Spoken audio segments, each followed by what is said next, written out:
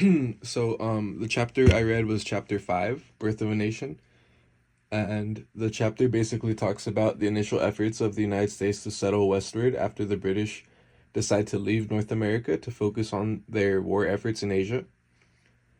The chapter talks about the genocide that European settlers committed against the indigenous peoples of North America, particularly in the early decades following the US independence.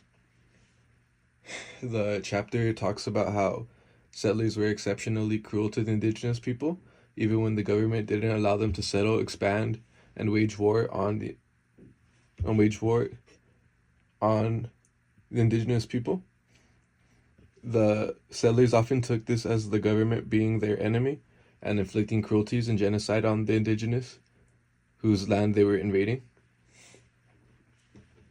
Recurring themes are settlers destroying deer fields, crops, killing and decimating the civilian populations as they killed people for days on end, even after the battles they were fighting had ended.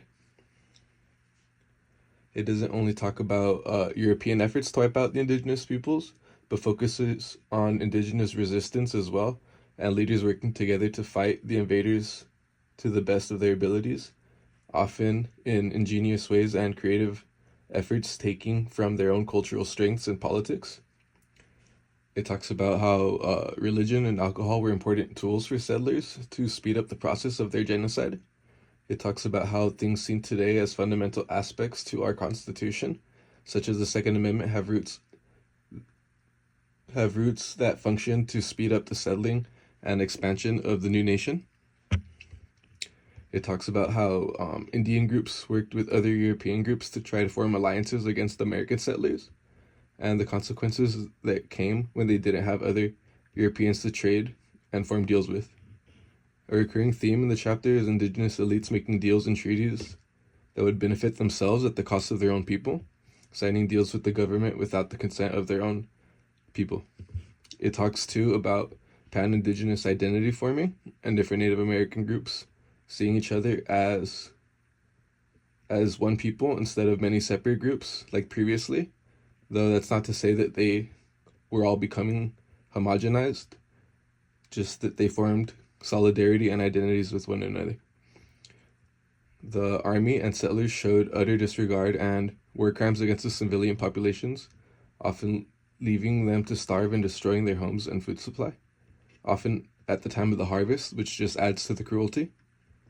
It talks too about the interactions and mixing between different indigenous groups, white settlers who would at times intermarry and live with the indigenous just to return to American organizations and turn on the Native Americans. Tecumseh and other leaders were instrumental in resistance efforts and alliances, often drawing on previous victories and strategies to base future ones off of. Despite the government and settlers' genocide and crimes against humanity, their invasion did not come easy, and the Native Americans were innovative, intelligent, and resourceful in how they fought back, and were frankly impressive given the circumstances they faced.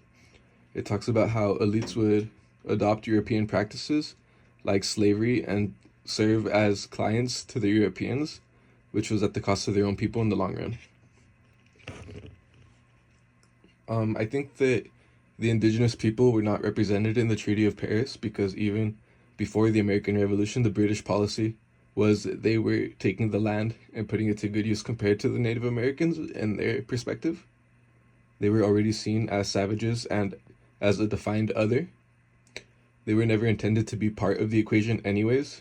So it's like, why would they put them in the treaty if they were already in on taking their land and destroying their way of life?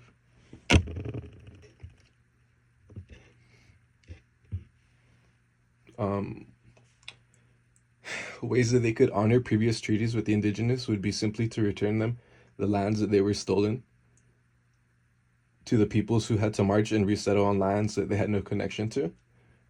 This seems like wishful thinking considering the deep-seated racism and systemic imperialism that is fundamental to our national identity even today. Other parts of government could acknowledge the atrocities they committed against the indigenous. Admittance is often a first step. I think too, like land acknowledgements would also be a good first step, though I feel strongly that America is not ready to face the evils they committed including the treaties that they never honored.